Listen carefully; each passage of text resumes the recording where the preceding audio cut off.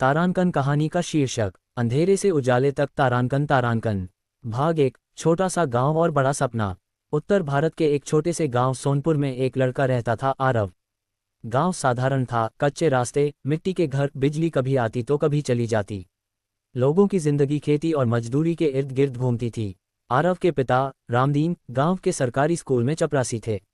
उनकी आमदनी बहुत कम थी, लेकिन ईमानदारी और मेहनत उनकी पहचान थी। माँ सीता देवी घर घर जाकर सिलाई का काम करती थीं। परिवार में कुल 4 लोग थे, आरव, उसकी छोटी बहन गुड़िया और उसके माता पिता।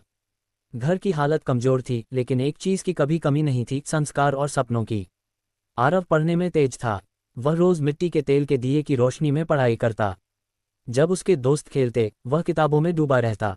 लोग कहते, अरे रामदीन, पढ़ लिख कर कौन सा अफसर बन जाएगा, आखिर खेत ही तो संभालने हैं। रामदीन बस मुस्कुरा देते और कहते, अगर मेरा बेटा पढ़ना चाहता है तो मैं उसे रोकूंगा नहीं। भाग 2, पहली ठोकर। आरव 5वीं कक्षा में पूरे ब्लॉक में प्रथम आया।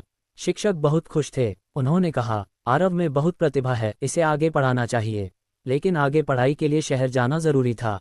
समस्या थी पैसे। 6ठी कक्षा में दाखिले के समय स्कूल की फीस, किताबें, यूनिफॉर्म सब मिलाकर बड़ी रकम बन गई।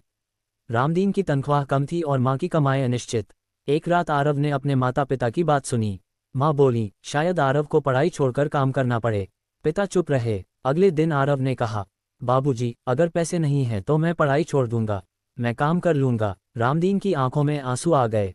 उन्होंने कहा, नहीं बेटा, गरीबी पढ़ाई से भागने का कारण नहीं बननी चाहिए। भाग 3, मेहनत का रास्ता।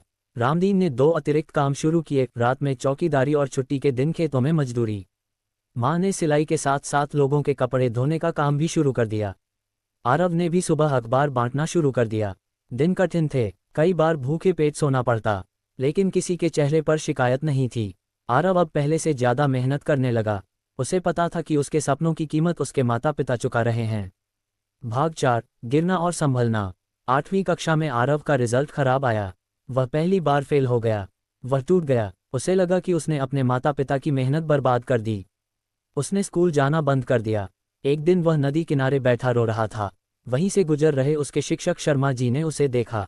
उन्होंने कहा, असफलता अंत नहीं होती, ये तो सीखने का अवसर होती है।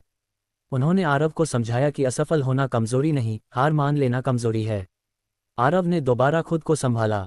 भाग 5, आत्मविश्वास की वापसी। आरव ने अपनी गलतियों को पहचाना। उसने समय सारणी बनाई, मोबाइल और फालतू बातों से दूरी बनाई। धीरे धीरे उसका आत्मविश्वास लौटा।